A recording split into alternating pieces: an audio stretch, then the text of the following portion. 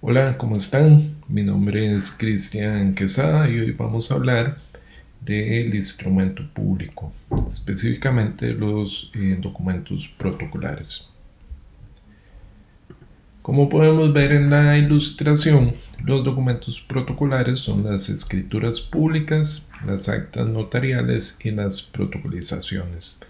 Dentro de los extraprotocolares tenemos los testimonios de copias, la certificación notarial, la traducción notarial y la autenticación de firmas, pero de estos vamos a hablar en un próximo video. Tenemos que recordar que los documentos protocolares otorgan permanencia en el tiempo a los hechos y a las voluntades de las partes, y además constituyen la forma física, tangible, palpable de estas voluntades. Vamos a continuar con el documento notarial, que es el autorizado por el notario público o consular dentro de los límites de su competencia y con las formalidades que establece la ley. Aquí en el material pueden ver toda la normativa relacionada con la escritura pública. Les voy a comentar lo que dice Carlos Pelosi sobre el tema.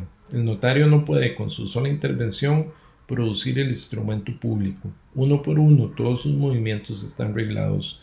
El notario necesita sujetarse, antes de la firma y después de la firma, a una serie de normas adjetivas formales y que en su conjunto definen al derecho notarial como un derecho formal, lo que antes que nada quiere decir derecho, que en sí es todo colección de formalidades. Esto es forma y procedimiento, forma de la forma y no solo forma de los actos y los contratos.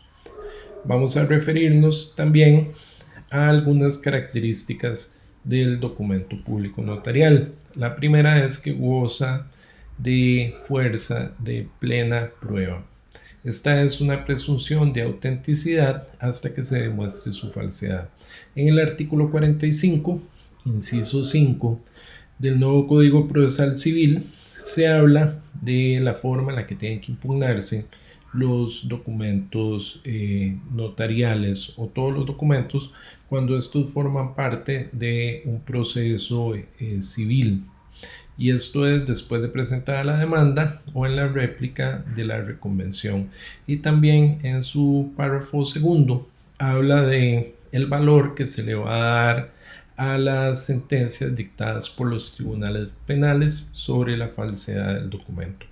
Aquí les agrego unos cuantos artículos penales que pueden ser o que se relacionan directamente con este tema. Sería el 366 del Código Penal, que tiene que ver con la falsificación de documentos públicos y auténticos. El 367 del Código Penal, que tiene que ver con el delito de falsedad ideológica. El 368 del Código Penal, que tiene que ver con la falsificación de documentos privados. Recordemos que muchos de los documentos notariales que vamos a emitir están basados en documentos privados. Y el 372 del Código Penal, que es el uso de documento falso, que tendría que ver con la utilización de parte del notario de estos documentos viciados de falsedad. También tenemos el 125 del Código Notarial, que es la figura del cotejo, de la cual vamos a hablar más adelante. Tenemos que tomar en cuenta que los documentos notariales gozan de la presunción de autenticidad porque el notario ha dejado constancia con sus propios sentidos de lo que indica este documento. En cuanto al tema de la fuerza ejecutoria, el 166 del Código Procesal Civil nos hace referencia a que el titular de los documentos, en este caso habla de escrituras de hipoteca o de prenda, tiene la posibilidad de recurrir a la ejecución forzosa, obligando al órgano judicial correspondiente a desarrollar su finalidad, su actividad con la finalidad ejecutiva. Esto es sacar a remate el bien ante el incumplimiento, como ya lo hablamos en otro video, y luego proceder a la adjudicación del mismo, ¿verdad?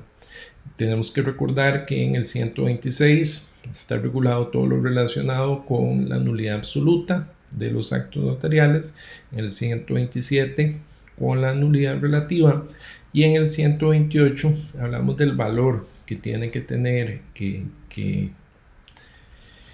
hablamos de el valor del instrumento público que ha sido declarado nulo como documento privado, ¿verdad? Voy a mencionarles también una clasificación de las escrituras públicas. Tenemos escrituras principales que crean, modifican o extinguen relaciones jurídicas, por ejemplo, instrumentos de compra y venta, de constitución de hipoteca, de constitución de prenda. Tenemos también las escrituras adicionales que buscan rectificar, modificar, restringir, revocar o variar lo indicado en el instrumento principal, y tenemos que tener en cuenta que no se permite realizar un nuevo acto o contrato a través de las escrituras adicionales. Se debe además comunicar el contenido de la escritura adicional al notario que otorgó la principal o al archivo notarial para que se anote la relación entre ambos documentos. Tenemos los instrumentos de ampliación que aumentan o extienden el objeto del negocio que se acordó en el principal, sea el monto o sea los efectos jurídicos. Los de prórroga que extienden el plazo del negocio jurídico. Los de confirmación que buscan sanear vicios en la escritura principal que puede hacer el acto anulable, entonces se sanean a través de esta escritura. Los de ratificación o aceptación que ratifican actos realizados por una persona sin poder o sin poder suficiente para realizar el acto. Y los de adhesión, que son en los cuales se realiza previamente un negocio jurídico o se realiza un nuevo negocio jurídico y se conviene que éste se rija por las cláusulas de un contrato ya previamente redactado.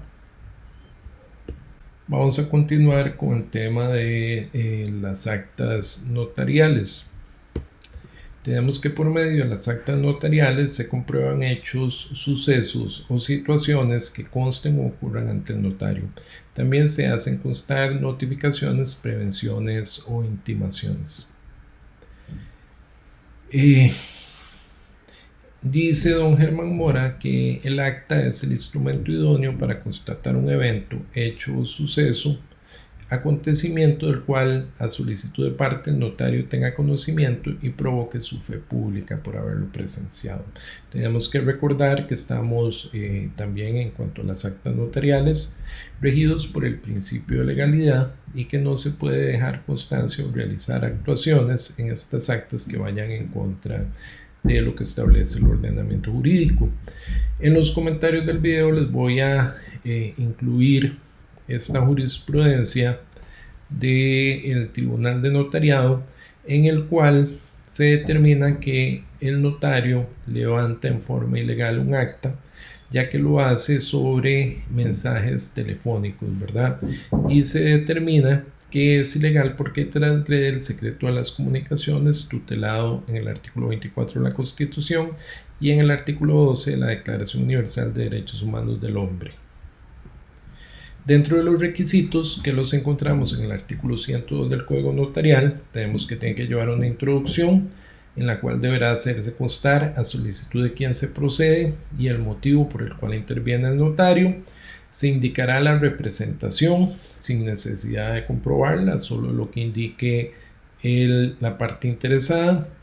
Se procurará identificar a las personas ante quienes se realiza la diligencia e informar por encargo de quien se actúa y también informar la calidad de notario, y además se les indicará a las partes que pueden efectuar las manifestaciones que tengan a bien hacer siempre y cuando se consideren pertinentes por parte del notario. En la descripción se relatarán objetiva y concretamente todas las circunstancias necesarias para los fines jurídicos de la diligencia. La presencia del solicitante solo es necesaria cuando tenga que suscribir el acta. En cuanto al tema de unidad del acto, que es una de las pocas referencias a nulidad del acto del Código Notarial, se puede extender dentro de las 24 horas siguientes y también puede separarse en 2 o más textos en orden cronológico, lo cual tiene que advertirse en cada una de las actas, ¿verdad? El documento, en caso de que haya un documento legalmente exigible, se dejará en él una constancia sucinta de lo actuado, indicando el tomo del protocolo, de la página y el instrumento en la que se levanta el acta. En la conclusión, hay que recordar que no hay que leer el acta a las partes. la aprobación o firma de los interesados tampoco es necesaria, y si alguno no quiere o no puede firmar, se dejará constancia de ese hecho por parte del notario.